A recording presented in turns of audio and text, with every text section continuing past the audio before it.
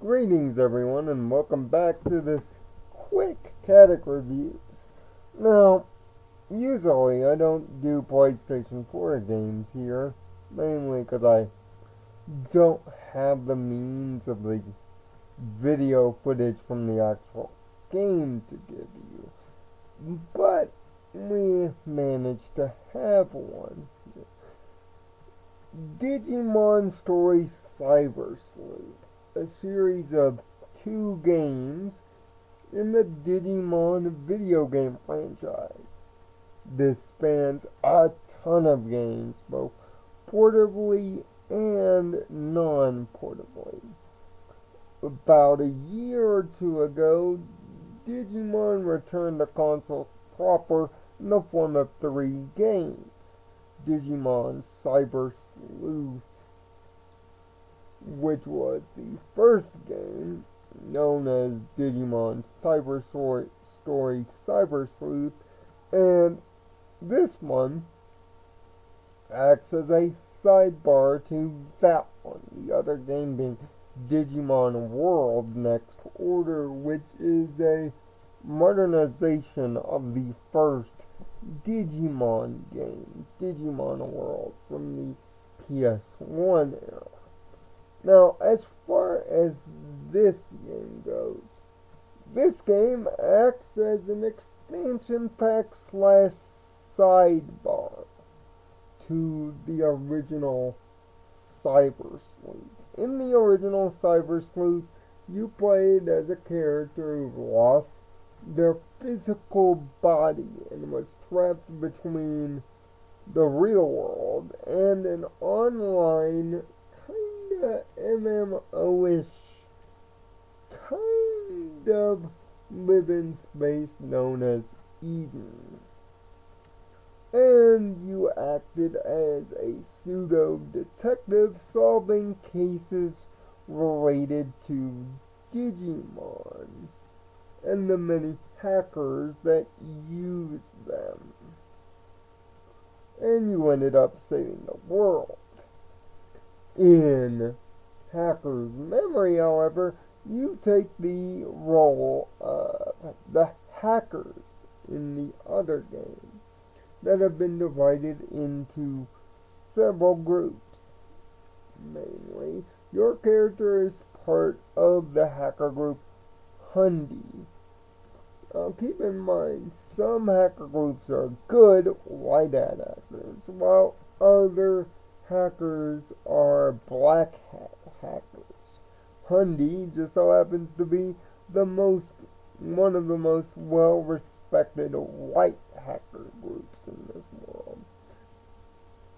You end up joining Hundi because somebody jacked your Eden account and you want it back. The only way you could think of getting it back through your player avatar's actions is through joining the group. You meet the group and vastly through early chapters learn some of their history as well as get better in the group, performing small, medium, and even big hack jobs with your Digimon partners. Like the first Cybersleuth game, you have up to 3 Digimons in your party. Those 3 Digimons can be easily swapped through the Digibank and the mysterious Miri, who is also in the first game.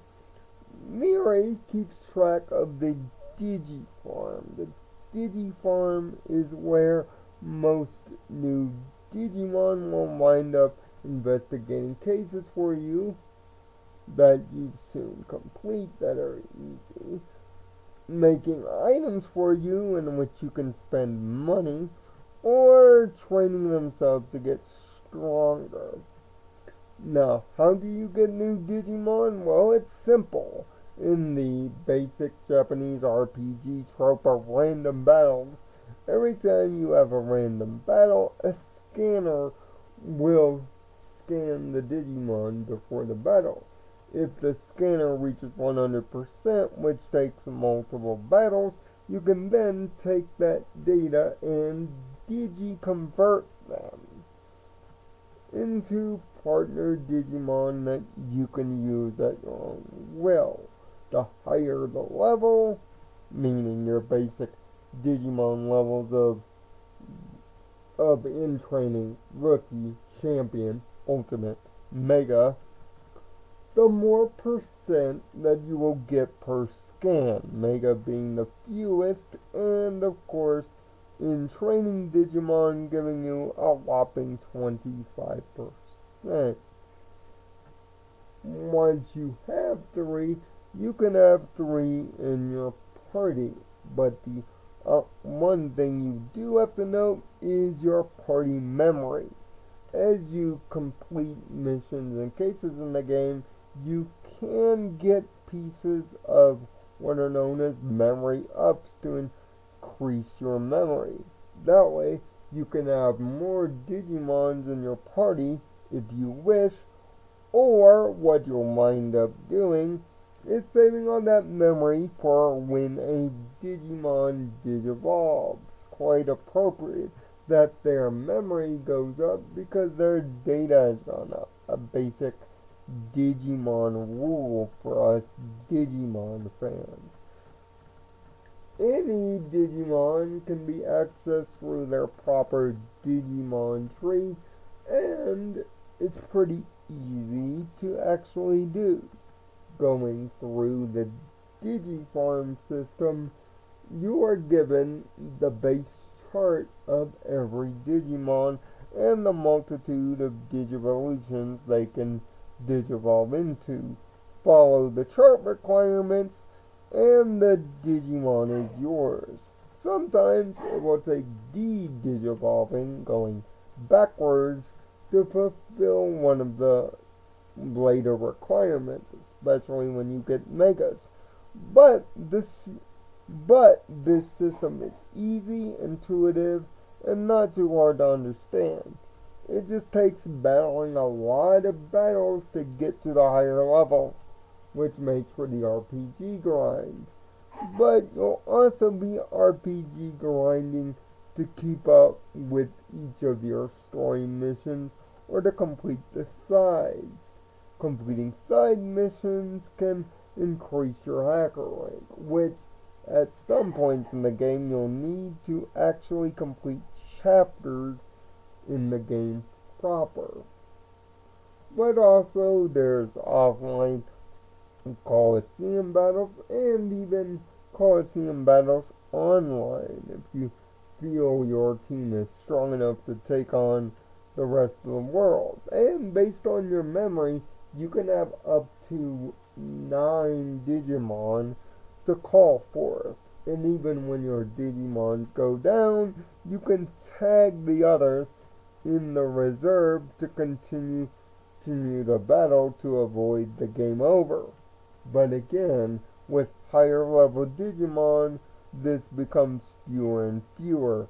So use your Digifarm and your proper type, elemental types, and basically your own thoughts and imagination to pull this off. On normal difficulty, this game can be a breeze, and you can brute force mostly everything. Items and money come easy. In fact, money comes so easy, it's a little bit too much money. And the battles are way too easy, especially considering the random battles can happen in short, long, or constant intervals, or even long intervals. The story that I haven't brought up has a lot of stuff that I could spoil for you. It's somewhat interesting, unlike the first game, but not anything particularly special. Voice acting is in Japanese, so you're going to be doing a lot of reading. There isn't like a straight English dub, unlike the last game or two. The music is ripped straight from the first game, which also feeds into the expansion pack DLC nature of this game. Both the first Cybersleuth and Hacker's Memory I would recommend played as a package.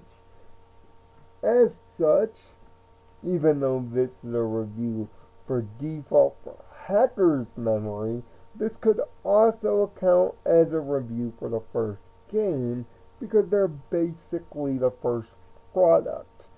So, I give DigimonStory Cybersleuth as a series, which is a first here on Kadic Reviews, only about a 6 out of 10. For major Digimon fans, there's a lot to enjoy here.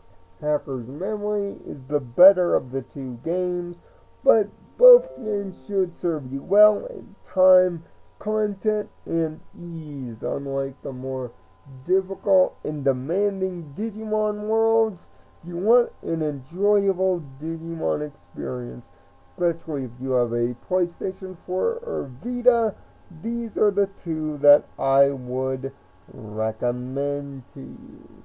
But if you need something a little bit stronger, Digimon's World Next Order is there for the more complicated side of things.